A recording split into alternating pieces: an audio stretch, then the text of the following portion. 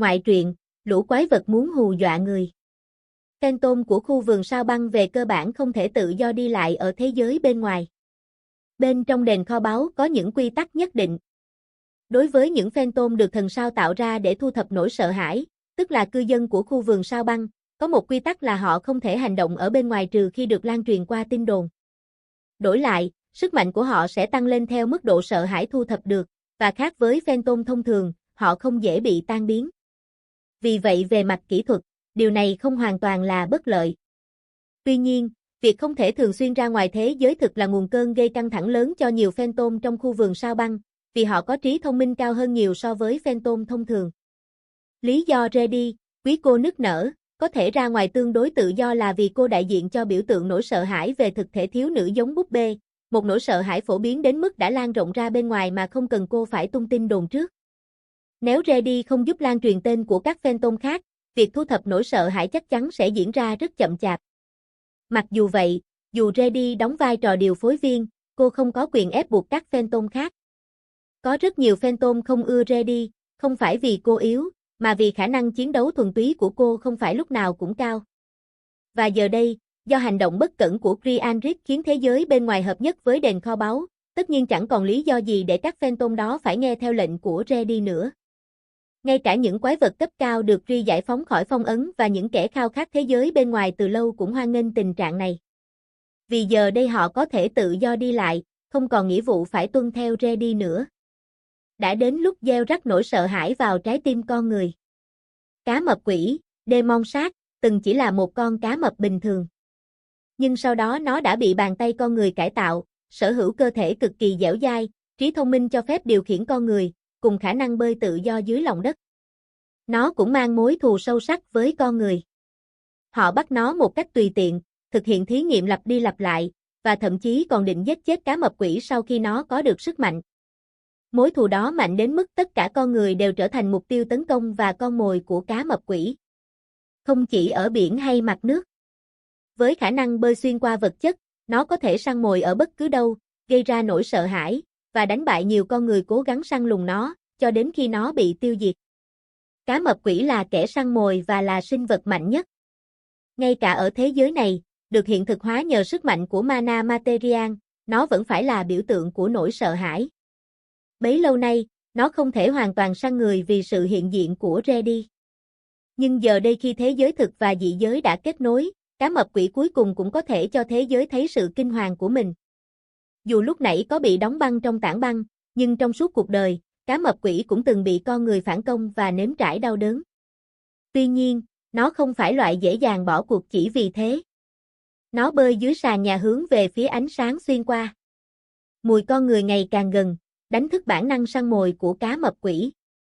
Trong khi đang nghĩ về việc sẽ dìm con người vào nỗi sợ hãi tột cùng ngay khi ra ngoài, một thứ gì đó che khuất ánh sáng từ lối ra mà nó nhìn thấy. Nếu việc ra vào thế giới bên ngoài giờ đã tự do, nghĩa là sinh vật từ bên ngoài cũng có thể vào đây. Có thể hắn ta tình cờ đi vào mà không biết gì. Con mồi đầu tiên hoàn hảo. Không tiếng động, nó tiếp cận với tốc độ cao, nhảy lên từ sàn nhà để vồ lấy. Thứ đập vào mắt cá mập quỷ là một sinh vật khổng lồ. Mèo. Cá mập quỷ có trí thông minh ngang ngửa con người. Nó nhận ra sinh vật giống động vật đó. Một con mèo. Nhưng đây rõ ràng không phải là mèo bình thường. Tiếng kêu phát ra đúng là mèo, đôi mắt cũng sáng như vậy, nhưng mèo gì mà to bằng cả nó, lại còn mọc thêm đôi cánh đại bàng sau lưng thế này. Thoáng chút do dự xuất hiện trong cá mập quỷ. Nó không sợ, nhưng con mồi của nó là con người, không phải sinh vật khác. Hơn nữa, liệu ở thời đại này thực sự có sinh vật như thế đi lại bên ngoài sao? Trong khi nó đang suy nghĩ, sinh vật mèo bí ẩn mở to mắt và gầm lên. Mèo. Không hề có chút sợ hãi hay do dự nào. Khi sinh vật giống mèo đó nhảy lên, có ánh sáng lóe lên từ phía sau nó. Trước khi cá mập quỷ kịp hiểu chuyện gì, cơ thể nó cảm thấy đau nhói ở vài điểm. Đó là kiếm. Không, chính xác hơn không phải là kiếm. Đuôi con mèo đó chẻ ra, và ở đầu đuôi có gắn lưỡi dao. Lưỡi dao sắc bén đủ để xuyên thủng lớp da dày của cá mập quỷ. Không thể nào, sinh vật như thế này thực sự tồn tại sao? Đòn tấn công không chí mạng, nhưng đủ bất ngờ để làm cá mập quỷ khựng lại trong giây lát. Lúc đó, sinh vật giống mèo nhảy bổ vào mạnh mẽ. Móng vuốt sắc nhọn và răng nanh cắm phập vào cơ thể cá mập quỷ. Sau đó, sinh vật đó lắc mạnh cổ, quăng quật cá mập quỷ qua lại. Khả năng bơi xuyên qua sàn và tường cũng vô dụng. Cái quái gì thế này? Đây rốt cuộc là cái gì? Cá mập quỷ chỉ biết khóc hận trong cơn đau chưa từng nếm trải, cái quái gì thế này? Nhân loại thời nay nuôi thứ gì làm thú cưng vậy trời? Trong sự hỗn loạn vì đau đớn và cảm xúc chưa từng nếm trải. Nó nghe thấy giọng một người phụ nữ văng vẳng, ra là vậy, biết là ngươi ăn tạp nhưng không ngờ lại thích ăn cá. Chắc vì Malik Eater lấy cơ sở là giống mèo chăng? Không ngờ nó lại vồ mồi hào hứng thế. Reddy im lặng lắng nghe lời kể của cá mập quỷ, nhưng nhìn cái dáng vẻ co rúm và hoàn toàn không còn chút đáng sợ nào của nó, cô thở dài thường thượt. Ra vậy mèo khổng lồ có đuôi như kiếm sao? Cá mập quỷ toàn thân tơi tả. Thịt da bị xé toạc chỗ này chỗ kia, và cơ thể nhỏ đi một nửa so với lần cuối cô nhìn thấy. Đó là bằng chứng cho thấy sự tự tin của nó đã hoàn toàn sụp đổ. Cá mập quỷ khóc lóc và dùng cử chỉ cơ thể cố gắng diễn tả bi kịch đã xảy ra với nó. Trước đây nó là một trong những phantom khiến Reddy đau đầu, nhưng giờ hình dáng cá mập quỷ gần như không thể nhận ra nữa. Có vẻ như cá mập quỷ thực ra có thể giao tiếp được. Sau khi trút hết bầu tâm sự với Reddy, cá mập quỷ thu nhỏ cơ thể và bỏ đi. Với thái độ đó, có vẻ như sẽ không có cuộc tấn công nào được phát động ra thế giới bên ngoài, ngay cả khi không cần nhắc nhở. Tuy nhiên, điều đó không hẳn là chuyện đáng mừng. Cá mập quỷ không phải là kẻ duy nhất bị sốc vì cuộc tấn công thử nghiệm vừa rồi. Yêu đáng sợ quá. Kiêu kiêu đáng sợ quá. Monster Dicky, đang khóc lóc ôm gối, cũng là nạn nhân của những sinh vật từ thế giới bên ngoài. Thậm chí có thể nói Dicky còn xui xẻo hơn cá mập quỷ vì nó không cố gắng ra ngoài nhưng lại đụng độ với đám đó. Sinh vật mà Dicky gặp là một gã khổng lồ bán khỏa thân đội túi giấy trên đầu và gầm rú kêu, kêu. Khó mà đánh giá đó là một kẻ liều lĩnh hay một kẻ biến thái dũng cảm. Những kẻ khác cũng trong tình trạng tương tự. Các phantom được Ryan Reed giải phóng khỏi đền kho báu hầu như không đạt được gì. Tên sát nhân bị đóng băng sở hữu năng lực tâm linh. Đến oán linh bị phong ấn trong giếng, và những con quái vật khác mà Reddy cho là khá đáng sợ, tất cả đều thất bại trong việc tạo ra hiệu quả đáng kể.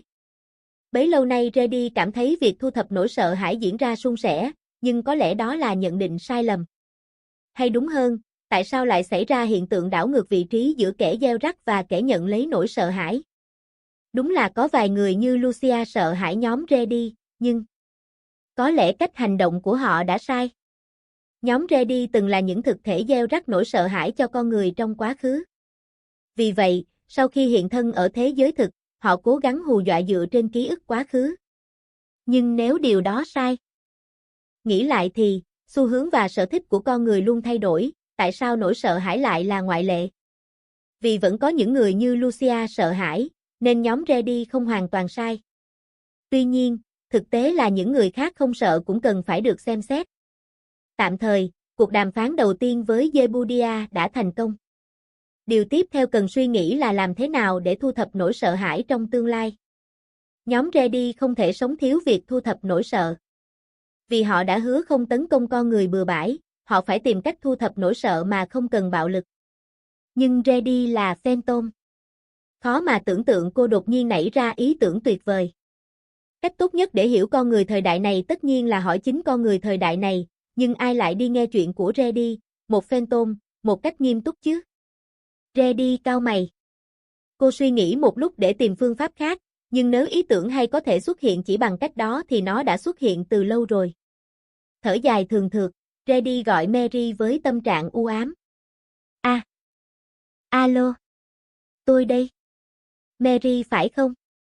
Bạn, đúng là không quan tâm đối phương là ai nhỉ? Nghe giọng nói lạ phát ra từ smartphone, Mary ngạc nhiên đến mức mở to mắt. Trên màn hình điện thoại hiện tên Mary Sang. Vì tôi đã lưu số hôm qua nên giờ tên hiện lên. Đây cũng có thể coi là sự tiến bộ của tôi trong việc dùng điện thoại chứ nhỉ? Nhưng giọng nói nghe hơi khác. Có lẽ điện thoại đó được dùng chung với người khác chăng? Chuyện là thế này, hôm qua rắc rối thật đấy. Bảo đừng ấn nút mà tôi lỡ ấn mất rồi, đúng không? Tôi không hiểu bạn đang nói gì, nên bỏ qua chuyện đó đi. Nhưng tôi cần tâm sự. Tâm sự? Được thôi, cứ kể đi. Tôi nổi tiếng là mưu lược gia đỉnh cao mà. Nghe đồn là thế. Xã hội loài người thật sự quá đau đầu. Giọng nói nghe mệt mỏi thực sự. Từ giọng điệu đó tôi đoán ngay ra ý và đáp. Ồ, nếu cô nói về xã hội loài người, tức là cô không phải con người đúng không? Đúng không? Đây gọi là chiến lược cấp thần thánh đấy. Thôi nào, tôi mệt rồi. Vào thẳng vấn đề được không? Vâng, tất nhiên rồi. Nhưng mà, ai ngờ danh sách người tôi có thể liên lạc lại tăng thêm một. Điện thoại đúng là món đồ chơi thú vị, miễn là gọi được hoặc nhắn tin được thì đối phương là ai cũng được, phantom hay con người cũng như nhau. Liên lạc đến nơi xa cũng an toàn nữa. Qua điện thoại, Mary, Reddy mượn máy, kể lể vấn đề của cô ấy với giọng mệt mỏi. Vấn đề đó đặc trưng của phantom, loại tâm sự mà con người hầu như không bao giờ lắng nghe. Cách để được sợ hãi, bạn nghĩ có thể giúp chúng tôi giải quyết vấn đề này không? Tôi hiểu cảm giác sợ hãi đó mà. Bản thân tôi cũng nhát gan lắm. Thứ bạn sợ là rau mùi đúng không? Rau mùi. Chà, đúng là hơi không thích thật, nếu phải nói thật. Thực ra còn nhiều thứ khác tôi sợ lắm. Không, nhiều thứ khiến tôi sợ lắm. Ví dụ như cái đó, phantom của thần mà chúng tôi đã chiến đấu ở Iriria ấy. Tên là gì nhỉ? Bạn lại không nhớ tên nữa rồi. Tóm lại, hãy chỉ ra cách để chúng tôi được sợ hãi đi. Hả, nghiêm túc đấy, ai mà nhớ tên chỉ qua một lần nghe chứ? Tôi cũng chẳng nhớ nổi. Suy nghĩ nghiêm túc, tôi đề xuất. Hay là các cô thử bắt chước những thứ từng khiến các cô sợ hãi xem. Bắt chước. Họ sợ con mèo khổng lồ có cánh kêu meo meo. Sợ gã khổng lồ bán khỏa thân đội túi giấy gào kêu, kêu. Sợ gã đàn ông tóc đỏ hét chém, chém. Nghe toàn những nhân vật quen thuộc nhỉ. Nhưng nếu muốn biết điều gì thực sự khiến người ta sợ hãi, cách tốt nhất đúng là bắt chước những gì từng làm họ sợ. Sau khi tôi đưa ra lời khuyên hoàn hảo đó, người ở đầu dây bên kia im lặng một lúc, rồi đáp lại với giọng đầy oán hận. Vậy ý bạn là? Bạn muốn chúng tôi gắn cánh và đuôi cho cá mập quỷ, bắt Monster Dicky đội túi giấy vừa đi vừa gào kêu, kêu, rồi bảo tôi hét lên ta sẽ chém nát kẻ nào muốn chém ta Uria. Như thế sao? Nghe vậy, tôi tỉnh táo lại và trả lời. Mấy người, sao không làm nhà ma đi? Nhân tiện, đừng hiểu lầm lúc không đến mức điên rồ thế đâu. Ngoại truyện, hình bóng đã đến. Mana Material. Một nguồn năng lượng bí ẩn chưa được nhiều người biết đến. Năng lượng này chảy dưới lòng đất thông qua các địa mạch và luân chuyển khắp thế giới. Ngoài việc khiến các sinh vật trở nên mạnh mẽ hơn, nếu tích tụ đủ lớn, năng lượng này có thể hiện thực hóa các vật thể. Những thứ xuất hiện dựa trên ký ức quá khứ của hành tinh này có những tên gọi khác nhau, nếu là địa điểm thì gọi là đền kho báu, nếu là sinh vật thì gọi là phantom, nếu là đồ vật thì gọi là thánh tích, đây chính là lý do nghề thợ săn kho báu tồn tại. Về nền văn minh quá khứ được tái hiện từ Mana Material, hầu như không còn ghi chép nào sót lại. Có người bảo nền văn minh đó đã bị hủy diệt hoàn toàn, có người lại bảo nó bị cố tình che giấu. Tuy nhiên, các thánh tích sinh ra từ Mana Material lại trở thành nguồn thông tin quan trọng để chúng ta nhìn trộm vào nền văn minh cổ đại. Tôi ghé vào cửa hàng thánh tích Marisertel, nơi ông bạn Mark Thích Sang đang làm việc. Vừa nhìn thấy tôi, ông ấy đã lên tiếng ngay. Này nhóc! Không phải thánh tích đâu, nhưng vừa có món đồ độc lạ mới nhập kho đấy. Muốn xem thử không? Đồ độc lạ? Ông bảo không phải thánh tích, nhưng đây là cửa hàng thánh tích mà. Thì thỉnh thoảng cũng có thứ không phải thánh tích lọt vào đây chứ. Mark Thích Sang trông có vẻ hơi chán chường. Tôi hiểu ý ông ấy. Nếu không phải thánh tích nghĩa là hàng rớt drop ai tắm, đúng không? Cũng hiếm phết đấy. Như đã từng giải thích, Mana Material thường tạo ra thánh tích, nhưng đôi khi cũng tạo ra những đồ vật bình thường. Ví dụ như vũ khí hoặc áo giáp thường rơi ra sau khi hạ gục phantom, hay các tác phẩm nghệ thuật như tranh và tượng trong đền kho báu, thậm chí là những bông hoa trong suốt ở Bridge Garden. Các thợ săn gọi tất cả những vật thể không phải là thánh tích này là drop item. Drop item không thể chứa ma lực và rất dễ biến mất. Bên trong đền kho báu, Nơi có nồng độ mana material cao, hình dạng của chúng có thể duy trì. Nhưng nếu mang ra thế giới bên ngoài, mana material sẽ dần bay hơi và vật đó sẽ tan biến. Vì thế, thường chẳng ai bán đắt hay mang chúng về làm gì. Tất nhiên vẫn có ngoại lệ, nhưng cực kỳ hiếm. Mark Thiết Sang hiếm khi mua The Drop i8. Ông ấy là chuyên gia thẩm định thánh tích kim người đam mê sưu tầm, nên việc mua bán không màng lỗ lãi cũng chẳng lạ. Nhưng vì Drop i8 chắc chắn sẽ biến mất nên việc này cũng khá rủi ro. Chà, lần này ông ấy mua cái gì đây? Ông ấy xuề ra cho tôi xem một xấp giấy nhiều màu sắc. Chất giấy mịn màng, hình ảnh rõ nét, màu sắc sống động hơn bất cứ thứ gì tôi từng thấy. Ở tờ trên cùng là hình ảnh một con cá mập đen khổng lồ như che lấp cả bầu trời. Phía trước con cá mập là những người đang hoảng loạn bỏ chạy. Cái này tìm thấy trong đền kho báu Á. Thật hả? Ngầu chưa? Đây là tờ rơi cổ đại đấy. Hiếm khi có thứ gì xuất hiện chính xác đến mức này. Nếu cái này là thánh tích thì bán cho nhà sưu tập được giá lắm đấy. Mark Thiết Sang có vẻ rất hào hứng. Quá trình hiện thực hóa vật thể từ mana material khá ngẫu nhiên. Đặc biệt là chữ viết, hiếm khi xuất hiện y hệt bản gốc. Vì thế việc nghiên cứu văn minh cổ đại diễn ra khá chậm chạp. Nhưng tờ giấy này trông gọn gàng và liền mạch đến lạ. Có cá mập, có người chạy, không có gì kỳ quặc. Thực ra nhìn nó ngầu phết. Mana material đâu có quan tâm con người có đọc được hay không khi tạo ra các bản in cổ đại đâu. Tờ rơi cổ đại cũng thú vị đấy chứ. Nếu Mark Thiết Sang chịu bỏ tiền mua Drop i8, chắc chắn nó phải có giá trị học thuật. Drop i8 tuy không có năng lực đặc biệt, nhưng từ đây có thể nhìn thoáng qua nền văn minh cổ đại. Có lẽ nội dung đã được sao chép lại rồi, vì nếu không chép nhanh thì nó sẽ biến mất. Thế, nó viết cái gì vậy? Nếu hình ảnh gọn gàng thế này thì chữ viết chắc cũng chính xác đúng không? Dựa trên độ chi tiết, The Drop i8 này chắc chắn là hình ảnh phản chiếu của bản in gốc. Vậy chữ viết của nền văn minh cổ đại này chắc phải đọc được một phần. Mark Thiết Sang nhìn tôi với vẻ mặt nghiêm túc và nói. Tất nhiên rồi. Nghe này, nhóc. Ở đây viết là cả thế giới chấn động. Cá mập siêu cấp đã được cải tạo, cá mập quỷ, demon sát, tấn công. Chạy đi, hỡi loài người ngu ngốc. Cái gì vậy trời? Và cái tờ rơi này thực chất là gì? Kiểu thông báo về quái vật à? Nhưng cảm giác chẳng có chút khẩn cấp nào. Cá mập siêu cấp đã được cải tạo. Thế giới này thực sự từng tồn tại con quái vật như thế sao? Ai cải tạo, và để làm gì? Cả thế giới chấn động. Tôi chớp mắt đầy hoang mang, còn Mark Thiết Sang chỉ cười nhăn nhở và phán một câu xanh rờn. Tao biết thế quái nào được. Ngoại truyện, linh hồn than khóc muốn phiêu lưu. 15. Clan đó là tổ chức được hình thành từ tập hợp các party thợ săn, quy mô lớn hơn một bậc so với party thông thường. Trong thời đại được gọi là thời đại hoàng kim của thợ săn kho báu như hiện nay, việc gia nhập một clan lớn có bề dày lịch sử là con đường tắt dẫn đến thành công.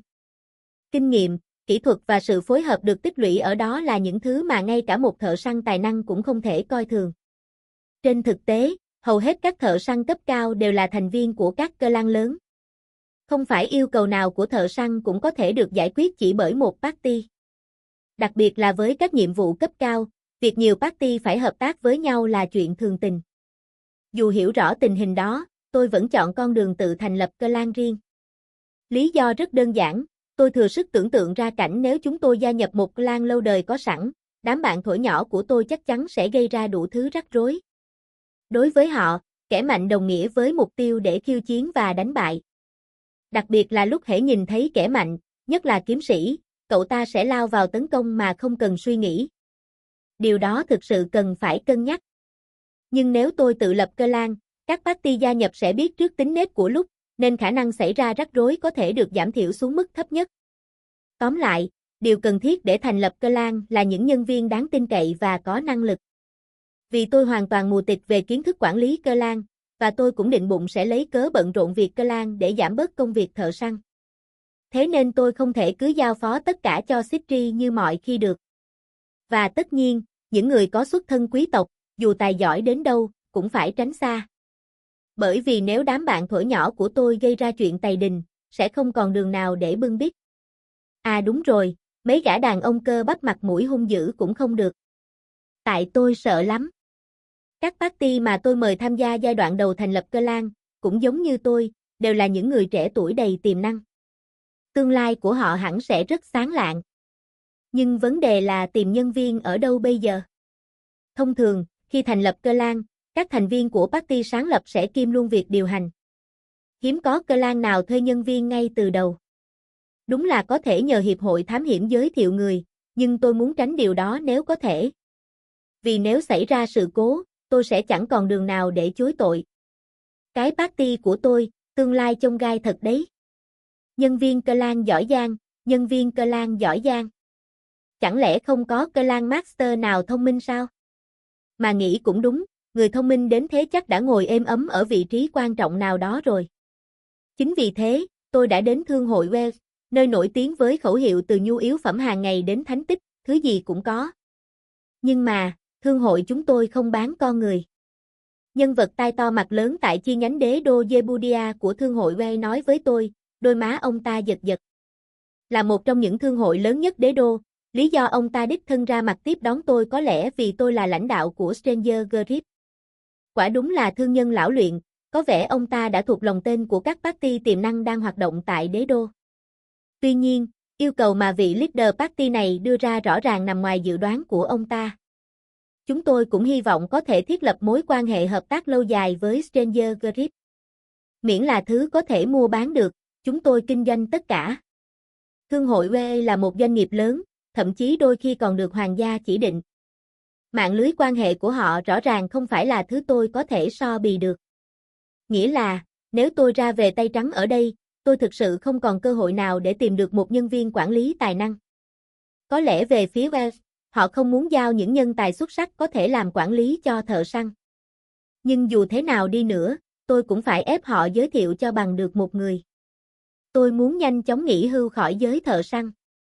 Chẳng nói chẳng rằng, tôi thực hiện ngay cú Dogega điêu luyện ngay tại chỗ với tất cả nhiệt huyết. Từ trên đầu tôi vang lên giọng nói hoảng loạn. Cái gì thế này? Dù cậu có Dogega thì cái gì không giới thiệu được là không được. Làm ơn dừng hành động kỳ quặc này lại ngay. Với lại, làm gì có chuyện người thường không có kinh nghiệm thợ săn lại đi làm quản lý Clan chứ? Quả không hổ danh thương hội lớn nhất, cái sàn nhà chất lượng tốt thật. Vừa nghĩ mấy chuyện tào lao đó, tôi vừa thảnh thơi nhìn mặt sàn ngay trước mắt, tư thế gần như sắp liếm nó đến nơi. Và đúng lúc đó. Được rồi. Nhưng chúng tôi cũng không muốn nhân sự cốt cán của mình bị lôi kéo.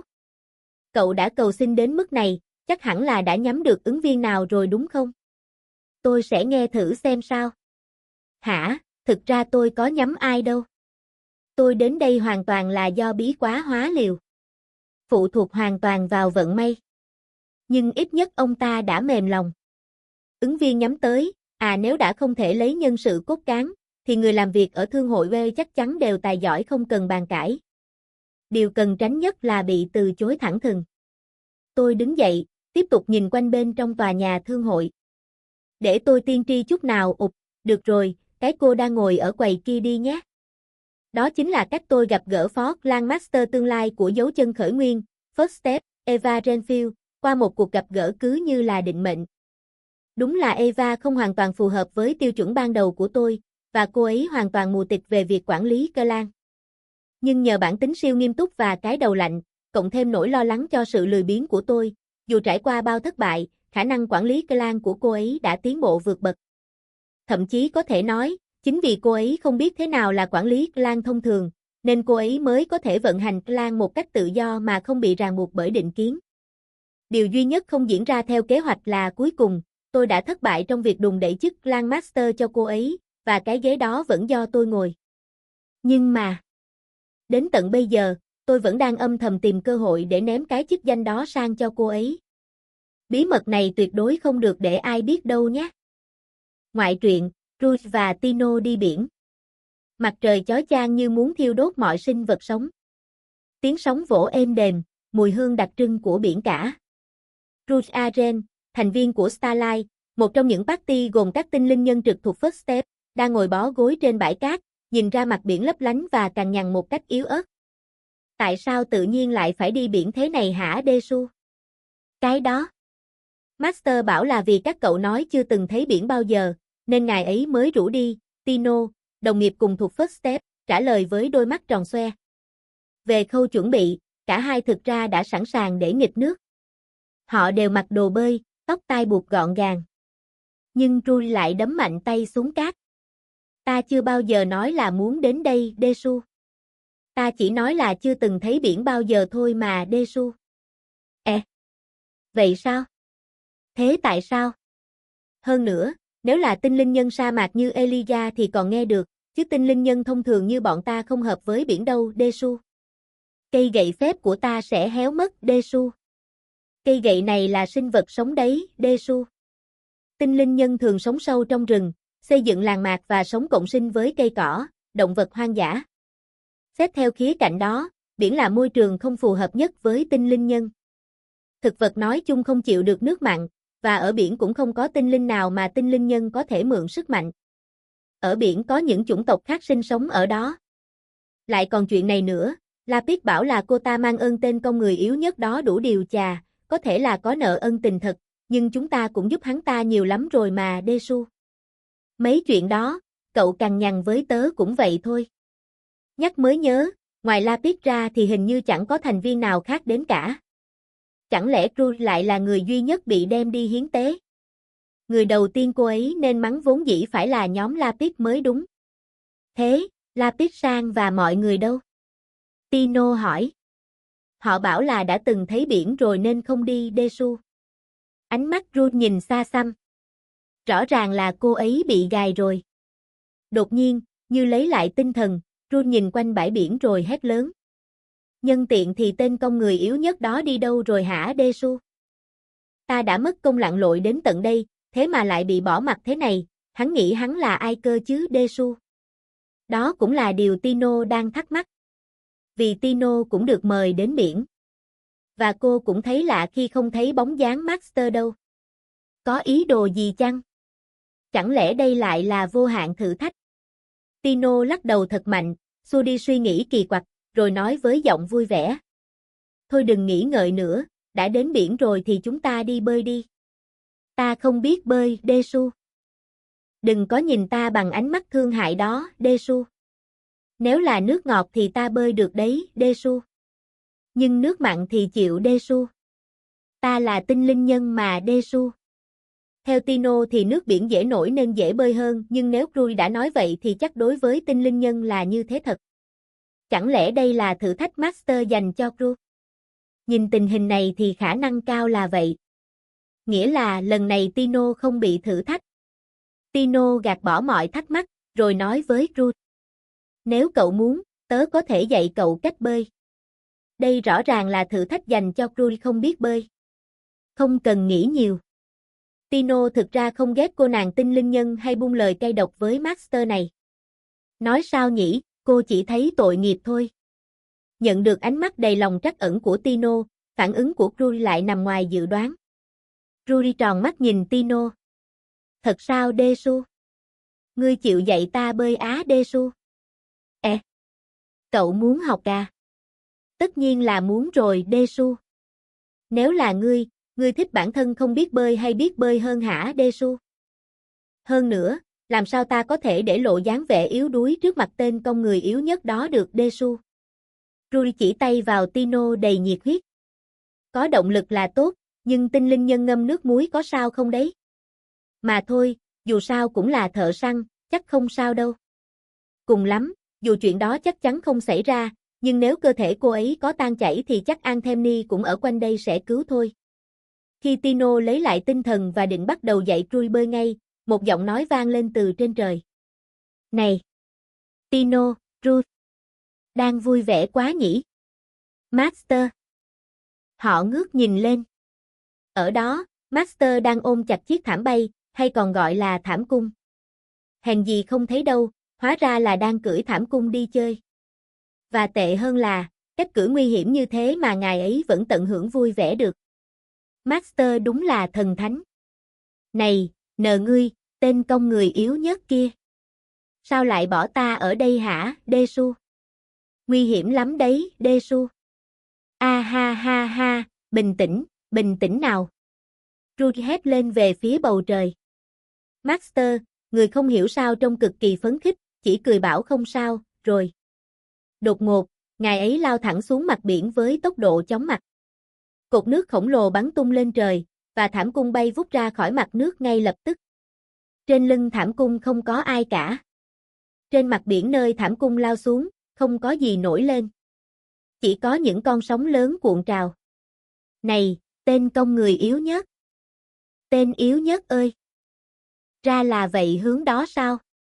Rudy hét lên tuyệt vọng. Và ngay lúc đó, Tino đã nhìn thấy. Tại vùng biển nơi thảm cung lặn xuống, một cơn bão đang đến gần. Cảnh tượng này Tino đã từng thấy trước đây. Với khuôn mặt tái mét, Rudy lao về phía biển. Ta sẽ đi cứu ngươi ngay đây Desu. Rõ ràng vừa bảo không biết bơi mà. Master ác thật đấy. Ngài ấy ghét Rudy sao? Nhưng không còn thời gian để do dự. Cũng không có thời gian gọi cứu viện. Tino chạy song song với Rudy và nói. Rudy, Master nhờ cả vào cậu. Thế ngươi định làm gì hả Desu? Rudy đáp lại với vẻ mặt căng thẳng. Câu trả lời đã quá rõ ràng.